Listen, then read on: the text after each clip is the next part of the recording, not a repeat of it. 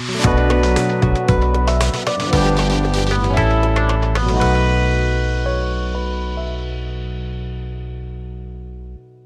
के रोज़ यानी ट्यूसडे को हफ्तावार मुलाकातों का दिन होता है इमरान खान साहब के साथ उनकी फैमिलीज़ का, फैमिली के मेंबर्स का, और ग़ालिबन उनके दोस्तों का, और शायद कभी कभार उनके वकला का भी।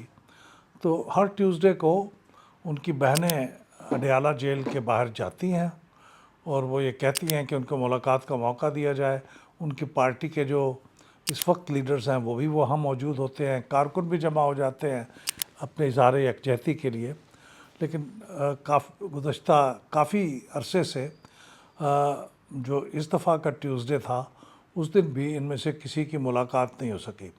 तो इस मौके पे पार्टी के जो चेयरमैन हैं बैरिस्टर गौहर अली ख़ान साहब, उनसे कुछ सहाफ़ियों के सवाल जवाब हुए और उन सवाल जवाब के नतीजे में उन्होंने एक बात कही, वो ये कि ये मुलाकात का दिन है और बहनें मौजूद हैं, उनको मुलाकात का मौका दिया जाए।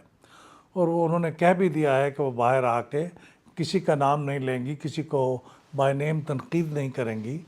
तो अब इस यकीन दहानी के बाद कम से कम एक बार ही उनको आज़मा लें और उनको मुलाकात का मौका दे दें। तो मैं ये कहना चाहता हूँ कि ये बात गौहर अली ख़ान साहब की बिल्कुल दुरुस्त है। ये बात दुरुस्त है कि माजी में इनकी बहनों ने जब भी मुलाकात हुई है उसके बाद बाहर आके सहाफ़ियों से गुफ्तगू हो, कारकुनों से गुफ्तगू हो या ख़ुद अपना ट्वीट किया हो, वो इस तरह के होते हैं जो कि जेल रूल्स के मुताबिक भी गैर मुनासिब होते हैं। और वो फ़ौज के और फ़ौज की जो क़यादत है उसके बारे में भी इस तरह के बयानात देते हैं। पर उसकी बुनियाद पे इमरान खान साहब का अपना एक ट्विटर हैंडल है जो पता नहीं कौन चलाता है, उसके ऊपर भी नाज़ेबा किस्म के अल्फाज इस्तेमाल किए जाते हैं। वो है तो कोई और चलाता, लेकिन इमरान खान साहब उसके ज़िम्मेदार इसलिए हैं कि उन्होंने कभी उससे अपनी अलहदगी का इजहार नहीं किया, कभी उसे कंडेम भी नहीं किया। तो वहाँ पे जो चीज़ ट्वीट होती है इमरान खान साहब बज़ाहिर उसे ऑन करते हैं।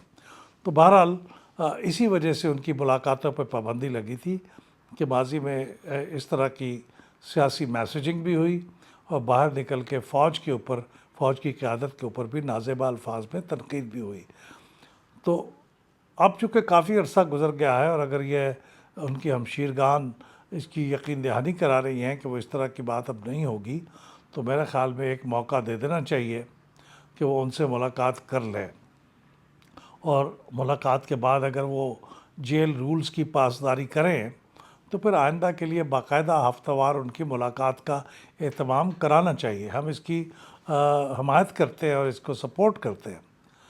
एक दूसरी बात जो कि पिछले दिनों इमरान खान साहब की साबका बेगम जमायमा खान ने एक डायरेक्टली अपील की थी प्राइम मिनिस्टर शहबाज शरीफ साहब से कि इमरान खान के दो बेटे, जो इमरान खान और जमायमा खान के बेटे हैं, दोनों बेटे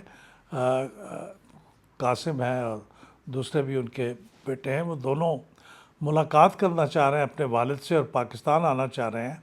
उन्होंने वीज़ा के लिए अप्लाई किया है और वीज़े की जो एप्लीकेशन है उसको 2 हफ़्ते हो गए हैं और उस पर कोई एक्शन नहीं हो रहा। तो उन्होंने प्राइम मिनिस्टर को कहा है कि बराए करम आप इसको देखें।